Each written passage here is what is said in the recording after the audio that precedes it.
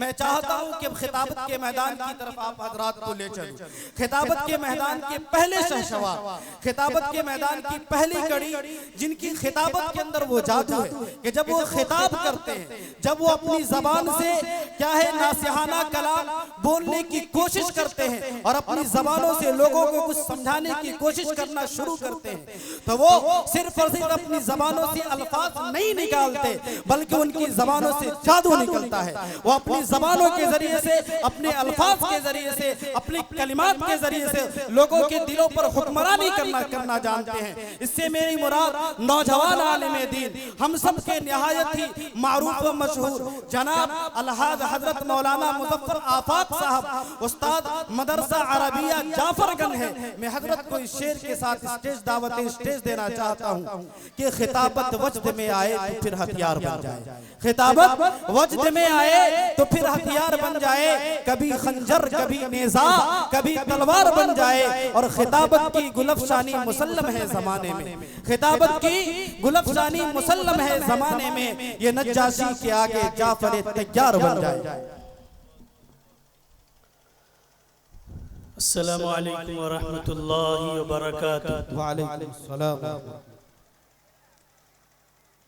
الحمد للہ رب العالمین والعاقبۃ للمتقین والصلاة والسلام على رسوله الكريم وعلى آلہ وأصحابہ اجمعین ومن تبعهم بإحسان إلى يوم الدين، أما بعد فأعوذ بالله من الشيطان الرجيم، بسم الله الرحمن الرحيم، إن هذا القرآن يهدي للتي هي أقوم، وقال الله تبارك وتعالى في مقام آخر، إنا نحن نزلنا الذكر وإنا له لحافظون، وقال الله تبارك وتعالى في مقام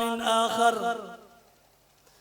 ألف لام ميم ذلك الكتاب لا ريب فيه هدى للمتقين، آمنت بالله صدق الله العظيم،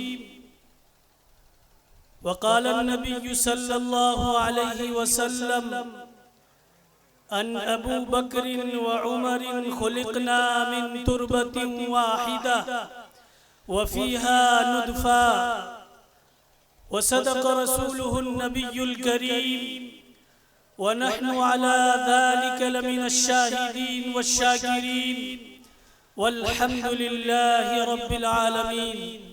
درود پاک پڑھ لیں۔ اللهم صل على محمد وعلى آل محمد كما صليت وسلمت وباركت وترحمت وتهننت على إبراهيم إنك حميد مجيد، اللهم بارك على محمد وعلى آل محمد كما باركت على إبراهيم وعلى آل إبراهيم إنك حميد مجيد۔ قرآن تیری رحمت کا دیوان نظر آیا، قرآن تیری رحمت کا دیوان نظر آیا، آقا تیری صورت تیری سیرت کا عنوان نظر آیا، ما زاغ ہے آنکھیں تو والشمس ہے چہرہ، ما زاغ ہے آنکھیں تو والشمس ہے چہرہ، قرآن کے چہرے پہ قرآن نظر آیا، وہ سر سے لے کر پاؤں تک تنویر ہی تنویر ہے، وہ سر سے لے کر پاؤں تک تنویر ہی تنویر ہے، جو وہ لوگوں سے بولتے قرآن وہ تقریر ہے، رخ مصطفیٰ کو دیکھ کر کہتی ہے دنیا آج تک، رخ والضحیٰ کو دیکھ کر کہتی ہے دنیا آج تک، ارے وہ مصور کیسا ہوگا جس کی یہ تصویر ہے۔ ہم نے ہر دور میں تقدیس رسالت کے لیے، ہم نے ہر دور میں تقدیس رسالت کے لیے وقت کی تیز ہواؤں سے بغاوت کی ہے، توڑ کر سلسلہ سیاست کے فصوں کو، توڑ کر سلسلہ سیاست کے فصوں کو ہم نے قرآن و شریعت سے محبت کی ہے۔ ماشاءاللہ، بے شک۔ میرے انتہائی واجب الاحترام معزز معقر علماء کرام، ذی قدر سامعین اعظام، میرے بزرگوں اور دوستوں، میرے نوجوان ساتھیوں، میرے عزیز طالب علم بھائیوں، آج ایک ایسی محفل میں شرکت کی سعادت حاصل ہو رہی ہے جو قرآن کریم کے حفظ کی تکمیل کے موقع پر حضرت مولانا حیدر علی ندوی صاحب اور ان کے رفقاء کرام نے منعقد کی ہے۔ میں دعا گو ہوں کہ اللہ پاک اس ادارے کو اور دنیا بھر کے تمام دینی ادارے کو صبح قیامت تک شاد و آباد رکھے۔ میں سب سے پہلے اس ادارے سے فارغ ہونے والے حفاظ کرام اور ان کے والدین کو مبارکباد پیش کرتا ہوں، بالخصوص ان کے اساتذہ کرام کو کہ جنہوں نے محنت اور لگن اور جافشانی کے ذریعے ان بچوں کے سینے میں قرآن کو محفوظ کرانے کا ذریعہ بنے۔ اللہ پاک ان اساتذہ کے علم و عمل میں برکت عطا فرمائے اور ان کے فیض کو عام اور تام فرمائے۔ قرآن کریم کے حفظ کی تکمیل کے موقع پر منعقدہ پروگرام میں شریک ہونا ہر مسلمان کے لیے باعث سعادت عظمی ہے۔ حقیقت یہ ہے کہ ہم لوگوں کو اس قرآن کی دولت اور نعمت کی قدر معلوم نہیں۔ سچی بات یہ ہے کہ بچے قرآن پڑھ لیتے ہیں، حفظ کر لیتے ہیں اور حسب توفیق ہم اس پر خوشی منا لیتے ہیں، لیکن سچی بات یہ ہے کہ اس دنیا میں رہتے ہوئے قرآن کی دولت اور نعمت کی قدر ہمیں ہو ہی نہیں سکتی۔ قرآن مجید انسانیت کے لیے منشور حیات ہے، دستور حیات ہے، ضابطۂ حیات ہے، بلکہ پوری انسانیت کے لیے آب حیات ہے۔ قرآن مجید اللہ تبارک و تعالیٰ کی وہ کتاب ہے کہ جس کی نظیر پیش کرنے سے تاریخ انسانی قاصر رہی ہے۔ یہ وہ کلام الہی ہے کہ جس کا ایک سرا قلب مومن سے منسلک ہے تو دوسرا سرا ذات باری سے منسلک ہے۔ یہ وہ مقدس کتاب ہے کہ جس کو خود خالق کائنات مالک رب الارض والسماوات نے مخلوق کو پیدا کرنے سے 1000 سال پہلے سورہ طٰہٰ اور سورہ یاسین کی تلاوت فرمائی تو فرشتوں نے سن کر کہا مبارک ہو اس امت کے لیے جس پر یہ کلام نازل ہوگا، خوشخبری ہو ان سینوں کے لیے جو کہ اس کے حامل ہوں گی، اور بشارت ہو ان زبانوں کے لیے جو اس کی تلاوت کرنے والی ہوگی۔ میرے دوستو، یہ وہ مقدس کتاب ہے کہ جب بندہ اس کو پڑھتا ہے، اس کی تلاوت کرتا ہے، اس کی قرات کرتا ہے تو فرشتے اس کے آنکھوں کے درمیان پیشانی کو بوسہ دیتے ہیں۔ یہ وہ کلام الہی ہے کہ جس کے حفاظ کے والدین کو کل قیامت کے دن چاند سورج سے بھی زیادہ چمکدار تاج پہنایا جائے گا۔ یہ وہ کتاب ہے کہ جس کا دیکھنا عبادت، جس کا پڑھنا عبادت، جس کا پڑھانا عبادت، جس کا سننا عبادت، جس کا سنانا عبادت، جس کا سمجھنا عبادت، جس کا سمجھانا عبادت، جس پر عمل کرنا ایک عبادت، اور جس کا حفظ کرنا ایک بہت بڑی عبادت ہے۔ میں کہوں گا کہ جس طرح میرے نبی کی نبوت قیامت تک ہے، ٹھیک اسی طریقے سے قرآن کی ہدایت بھی قیامت تک ہے۔ خدا رب العالمین ہے، محبوب رحمت للعالمین ہے، کعبہ قبلۃ للعالمین ہے، تو قرآن ھدی للعالمین ہے۔ جب تک خدا کی خدائی رہے گی، کملی والے کی مصطفائی رہے گی، اس وقت تک قرآن کی بھلائی رہے گی۔ آؤ آج اس قرآن کے سمندر کے لہروں پہ تمہیں تیراتا ہوں۔ میرے دوستو، جہاں تک بات ہے اللہ کے اس کتاب کی، تو یہ کتاب صرف کتاب نہیں بلکہ کتاب ہدا ہے۔ یہ کتاب صرف کتاب نہیں بلکہ کتاب شفا ہے۔ یہ کتاب صرف کتاب نہیں بلکہ کتاب رحمت ہے۔ یہ کتاب صرف کتاب نہیں بلکہ کتاب برکت ہے۔ یہ کتاب صرف کتاب نہیں بلکہ کتاب سعادت ہے۔ یہ کتاب صرف کتاب نہیں بلکہ کتاب راحت ہے۔ یہ کتاب صرف کتاب نہیں بلکہ کتاب ثواب ہے۔ یہ کتاب صرف کتاب نہیں بلکہ کتاب انقلاب ہے۔ تو اس کتاب کا ذکر یہ تو ایک بہت بڑا سمندر ہے، جس کے لیے کوئی بڑا ادیب و خطیب، کوئی بڑا عالم و فاضل، کوئی بڑا مقرر و مبلغ، کوئی بڑا مفکر و محقق، کوئی بڑا مدبر و مدقق بھی ہو تو بھی قرآن کی عظمت کا حق ادا نہیں کر سکتا، چہ جائے کہ میرے جیسا ایک ناکارہ طالب علم ہو۔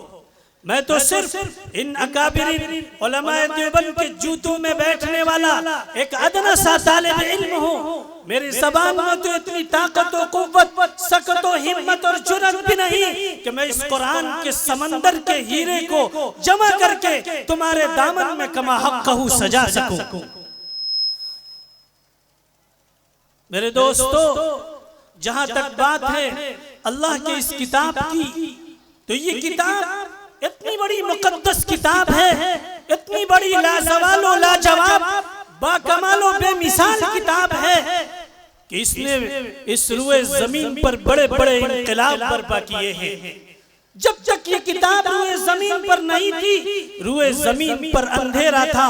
جب یہ کتاب آئی، اندھیرے اجالے میں تبدیل ہو گئے۔ جب تک یہ کتاب نہیں تھی، روئے زمین پر ظلمتیں تھی۔ جب یہ کتاب آئی، ظلمتیں نور میں بدل گئی۔ جب تک یہ کتاب نہیں تھی، دنیا میں کفر تھا۔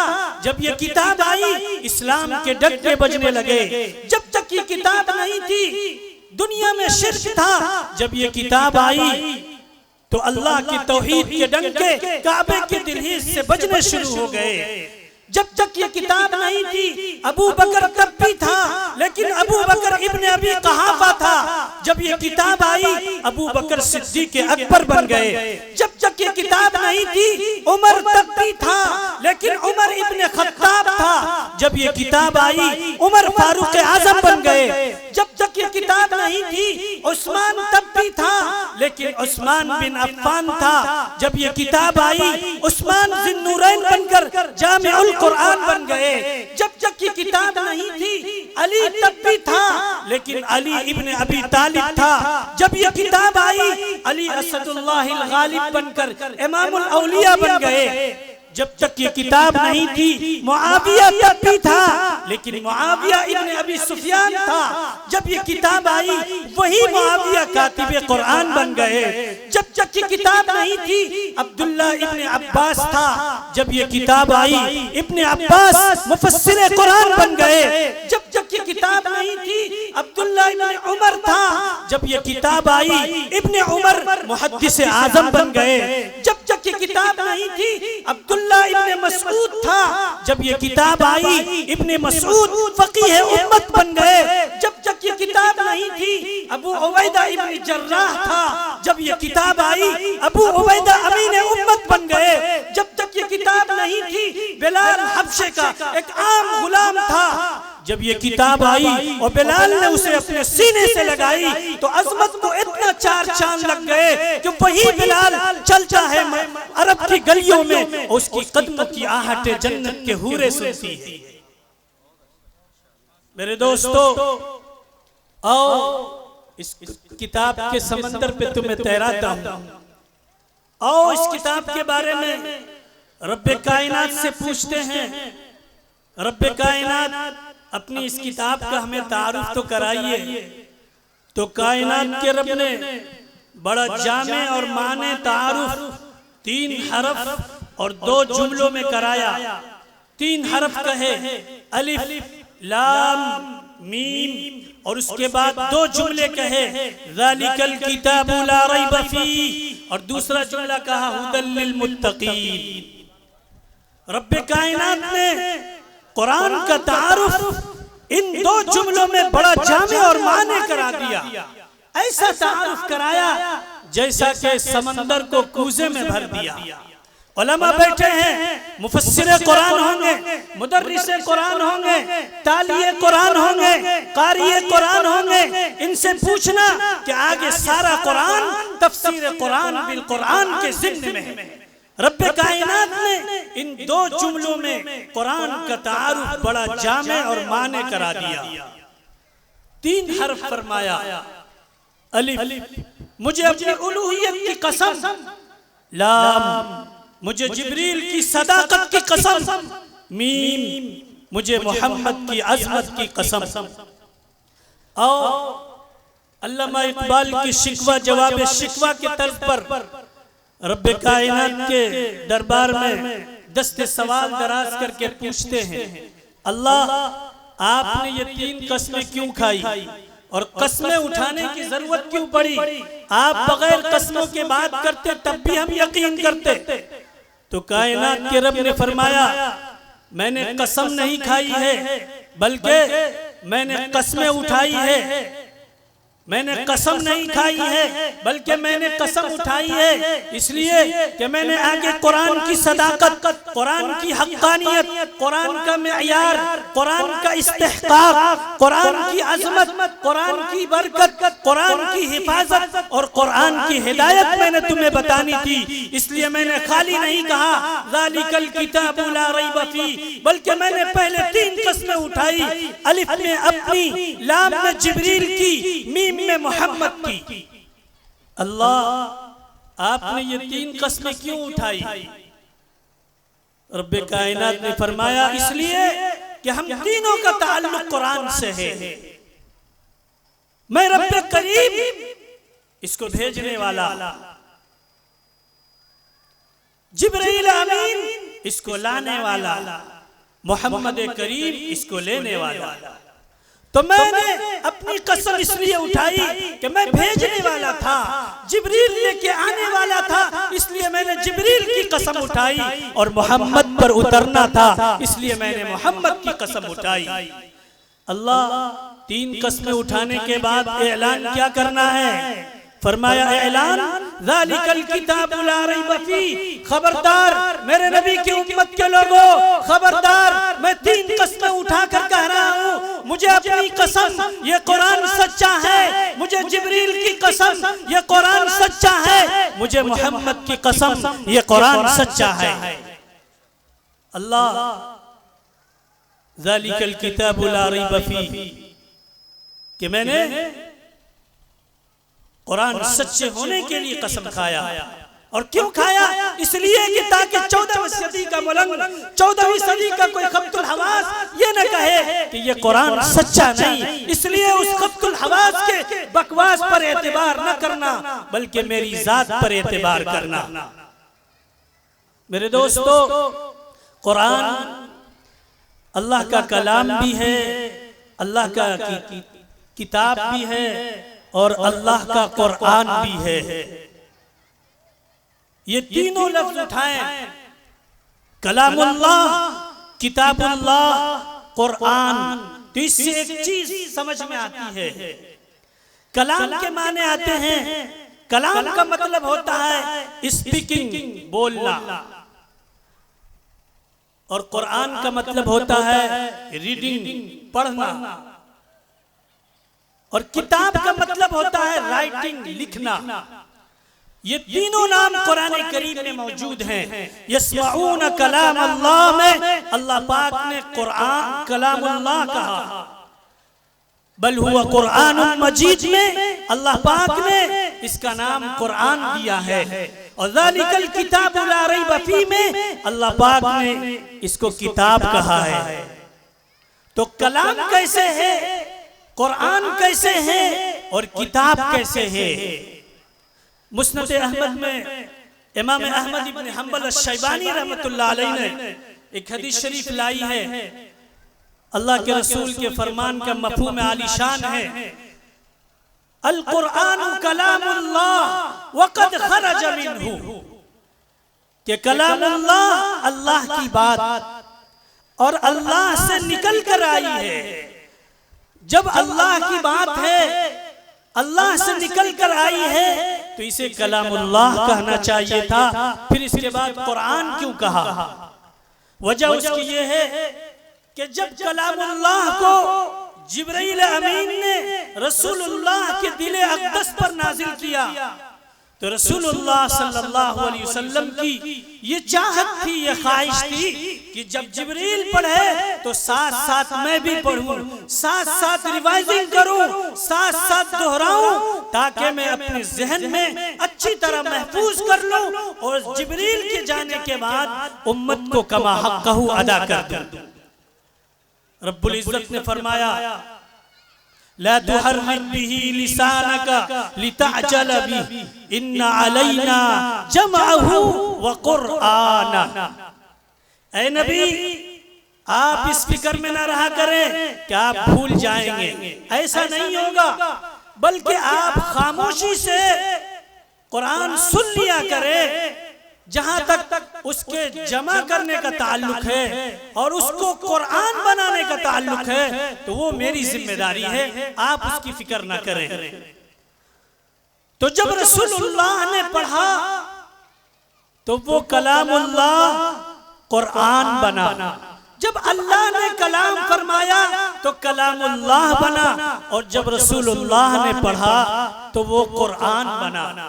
پھر اس کے بعد جب صحابہ کرام کو اس کے لکھنے کی ذمہ داری سونپی گئی کہ اب آپ لکھیں، تو وہ اللہ کا کلام جو قرآن بن چکا تھا اب کتاب اللہ بن گیا۔ کتاب لکھنے کو کہتے ہیں۔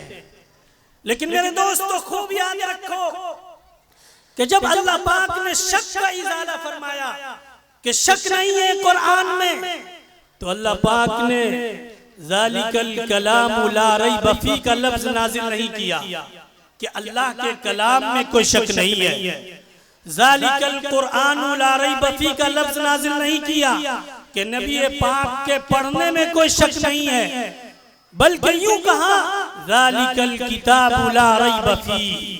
وجہ اس کی ایک وجہ، ایک عقیدہ، ایک نظریہ سمجھایا جا رہا ہے، خوب غور سے سننا۔ اس میں ایک عقیدہ، ایک نظریہ کو سمجھایا جا رہا ہے کہ اللہ کے کلام میں تو شک ممکن ہی نہیں ہے، اللہ پر اعتراض کیا ہی نہیں جا سکتا، وہ تو ہر سوال سے پاک ہے۔ قاضی عبداللہ ابن عمر بیضاوی رحمت اللہ علیہ نے یہی تو تعریف کی ہے، اللہ اعلم للذات الواجب الوجود المستجمع لجمیع الصفات المنزہ والنقصان والزوال، کہ اللہ ہر زوال سے پاک ہے، لا یزال ربی ولا ینسا، نہ اللہ کے ہاں کوئی بھولنا ہے نہ اللہ کے ہاں کوئی بھٹکنا ہے۔ تو اللہ کے کلام میں تو شک ممکن ہی نہیں، اس لیے ذالک الکلام لا ریب فیہ کا لفظ لانے کی ضرورت ہی نہیں۔ اب سوال پیدا ہوتا ہے، نبی پاک علیہ السلام نے جب پڑھا تو غلطی ہرگز نہیں، نبی گناہوں سے معصوم ہوتا ہے، نبی کی جو ذات ہوتی ہے وہ اللہ پاک ان کو گناہوں سے بچائے ہوئے رکھتا ہے۔ گناہ سے معصوم ذات کا نام ہی نبی ہے، اور اللہ کے رسول نے تلقائے نفسی، خواہش نفسی کی بنیاد پر اس میں کچھ حق و فرق، کچھ ترمیم، کچھ اضافہ، کچھ گھٹایا بھی نہیں۔ تو جب نبی نے پڑھا تو وہ بھی شک کے دائرے میں ممکن نہیں، کیونکہ نبی گناہوں سے معصوم ہوتا ہے۔ اب سوال پیدا ہو سکتا ہے کہ صحابہ نے جب اس کو لکھا ہے تو صحابہ کے لکھنے میں غلطی ممکن ہے، چونکہ وہ معصوم نہیں، وہ اللہ نہیں۔ خوب یاد رکھو، حضرت عبداللہ ابن عمر رضی اللہ عنہ کی حدیث ہے، جامع ترمذی جلد 2 کی روایت ہے، اللہ کے رسول صلی اللہ علیہ وسلم نے فرمایا ان اللہ لا یجمع امتی او قال امت محمد علی ضلالہ وید اللہ مع الجماعہ ومن شذ شذ الی النار۔ ترمذی کی روایت میں شذ الی النار اور مستدرک کی روایت میں شذ الی النار ہے۔ اللہ کے رسول نے فرمایا کہ اللہ پاک نے میری امت پر یہ احسان کیا، یہ کرم فرمایا، یہ فضل فرمایا، یہ امتنان کیا ہے، کیا ان اللہ لا یجمع امتی او قال امت محمد علی ضلالہ، کہ میری امت گمراہیت پر کبھی متفق نہیں ہو سکتی، کہ سارے کے سارے لوگ گمراہیت پر متفق ہو جائیں، ضلالت پر متفق ہو جائیں، ایسا ہرگز نہیں ہو سکتا۔ کیوں؟ وَيَدُ اللَّهِ مَعَ الْجَمَاعَ، اس لیے کہ میری امت پر اللہ کی خاص مدد ہوگی۔ وَمَنْ شَذَّ شَذَّ إِلَى النَّارِ، جو امت کے اجماع سے کٹے گا وہ جہنم کی طرف کٹے گا۔ معلوم یہ ہوا کہ امت کا کسی مسئلے میں اجماع ہونا، متفق ہونا، اکٹھا ہو جانا، یہ اس بات کی دلیل ہے کہ ان سے غلطی ممکن نہیں۔ نبی تنہا معصوم ہوتا ہے، صحابی تنہا معصوم نہیں بلکہ محفوظ ہوتا ہے، گناہ ہو جاتے ہیں رب معاف فرما دیتا ہے، لیکن جس مسئلے پر، جس نظریے پر تمام صحابہ متفق ہو جائیں پھر وہ مسئلہ نبی کی ذات کی طرح معصوم ہو جاتا ہے۔ دلیل ذالک الکتاب لا ریب فیہ، اللہ نے فرمایا ان صحابہ کے لکھنے میں بھی شک نہیں۔ اللہ میں ذالک الکلام لا ریب فیہ نہیں کہا، ذالک القرآن لا ریب فیہ نہیں کہا، بلکہ ذالک الکتاب لا ریب فیہ، ان صحابہ کے لکھنے میں بھی شک نہیں۔ معلوم یہ ہوا یہ ذالک الکتاب لا ریب فیہ اجماع امت کی دلیل ہے، اتفاق صحابہ کی دلیل ہے۔ اس سے ایک مسئلہ معلوم یہ ہوا کہ جس مسائل اور فضائل میں، جس نظریے اور عقائد میں اللہ کے صحابہ متفق ہو جائیں وہ مسئلہ نبی کی ذات کی طرح معصوم ہو جاتا ہے۔ میرے دوستو، میں عظمت قرآن پر آپ سے گفتگو کر رہا ہوں، خوب یاد رکھیں، ایک یہ قرآن جو آپ کے گھروں میں موجود ہے، اور ایک وہ قرآن جس کی آپ تلاوت کرتے ہیں، اور ایک وہ قرآن جو مکہ کی گلیوں میں چلتا رہا۔ میں کہتا ہوں یہ قرآن بھی اعلیٰ ہے، وہ قرآن بھی اعلیٰ، یہ قرآن بھی بالا ہے، وہ قرآن بھی بالا، یہ قرآن بھی نرالا، وہ قرآن بھی نرالا، یہ قرآن بھی سچا، وہ قرآن بھی سچا، یہ قرآن بھی حسین، وہ قرآن بھی حسین، یہ قرآن بھی رحمت، وہ قرآن بھی رحمت، یہ قرآن بھی برکت، وہ قرآن بھی برکت، یہ قرآن بھی عزت، وہ قرآن بھی عزت، اس قرآن میں بھی پاکپن، اس قرآن میں بھی پاکپن، اس قرآن میں بھی رعنائیہ، اس قرآن میں بھی رعنائیہ۔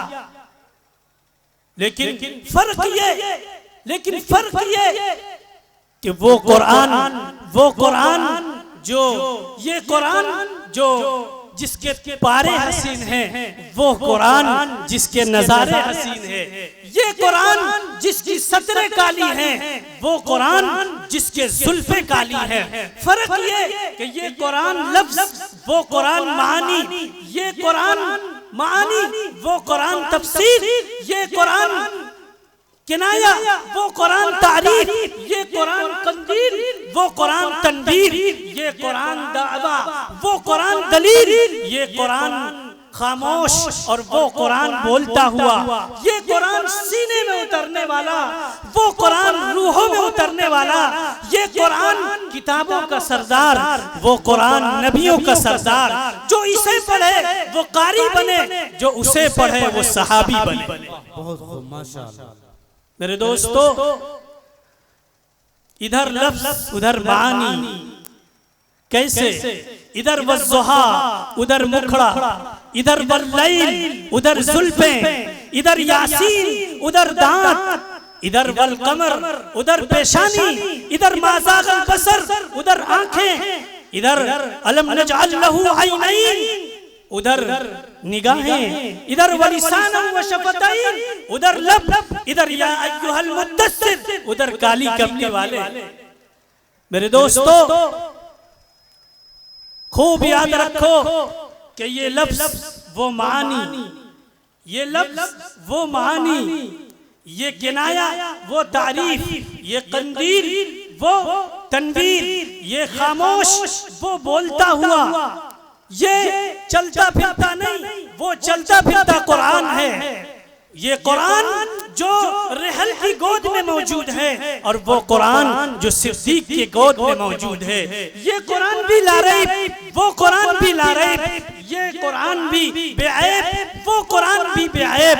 قرآن تیری رحمت کا، قرآن تیری رحمت کا دیوان نظر آیا، قرآن تیری رحمت کا دیوان نظر آیا.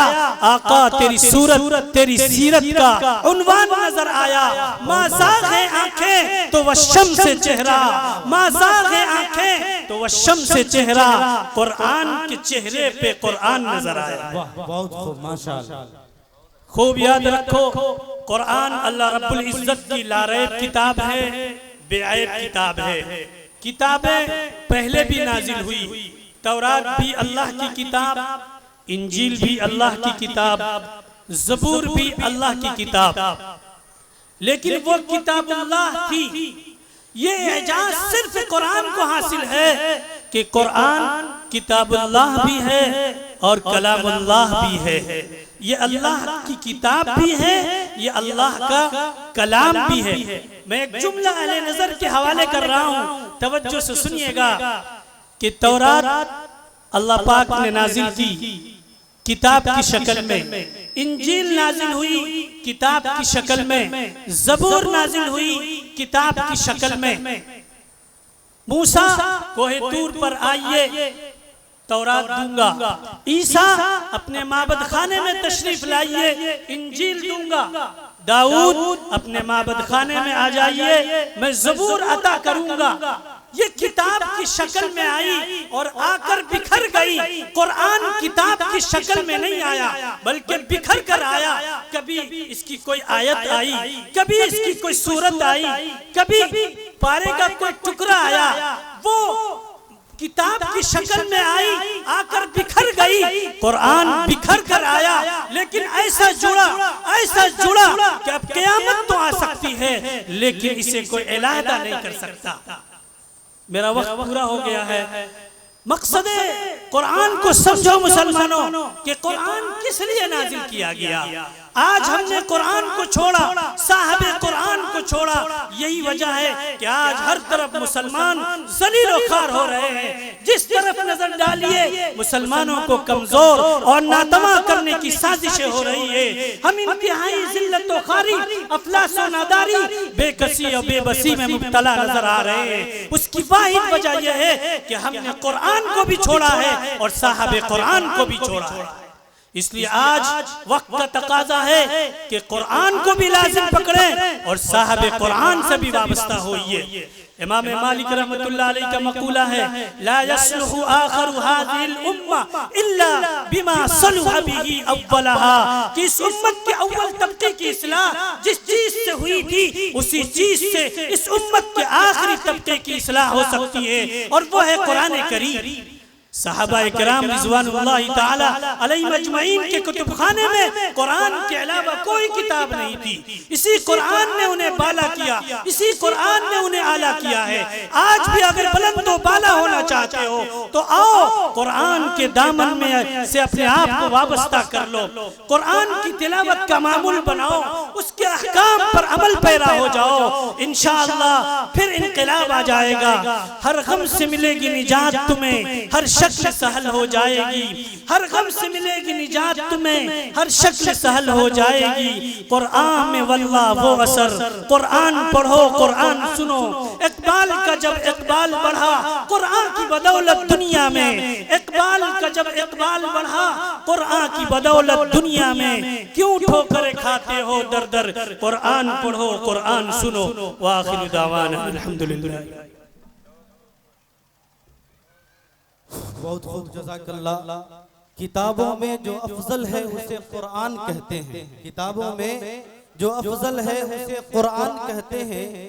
اسے جس نے اتارا ہے اسے رحمان کہتے ہیں، اسے جس نے اتارا ہے اسے رحمان کہتے ہیں۔ اور سجا لے اپنے سینے میں جو اس کے 30 پارے کو، سجا لے اپنے سینے میں جو اس کے 30 پارے کو، زمانے بھر میں اس کو حافظ قرآن کہتے ہیں۔ محترم سامعین باتمکین، بڑے ہی خوبصورت انداز میں، بڑے ہی بے باک انداز میں، بڑے ہی ادب اور علمی بیان آپ حضرات سماعت فرما رہے تھے، اور آپ کو خطاب کرتے ہوئے یہ کہنا چاہ رہے تھے کہ ہم یہاں آئے نہیں ہیں صرف گانے بجانے کے لیے، ہم یہاں آئے نہیں ہیں صرف گانے بجانے کے لیے، روشنی لائے ہیں ہم سارے زمانے کے لیے، روشنی لائے ہیں ہم سارے زمانے کے لیے۔ یہ اندھیرا ایک پل بھی ٹک نہیں سکتا یہاں، یہ اندھیرا ایک پل بھی ٹک نہیں سکتا یہاں، اگر آپ سب تیار ہوں اس کو مٹانے کے لیے۔ محترم، ہمارا یہ پروگرام نہایت ہی مختصر ہے، میں ان لوگوں سے درخواست کروں گا جو پنڈال سے جلسگاہ سے باہر کی طرف کھڑے ہیں، وہ حضرات جلسے کے جلسگاہ کے اندر مقرر جن کے لیے آج کی یہ محفل سجائی گئی ہے وہ ہمارے درمیان موجود ہے، ان کا خطاب بھی ہونا ہے۔ میں چاہتا ہوں کہ حضرت مولانا جمشید صاحب ندوی سے قبل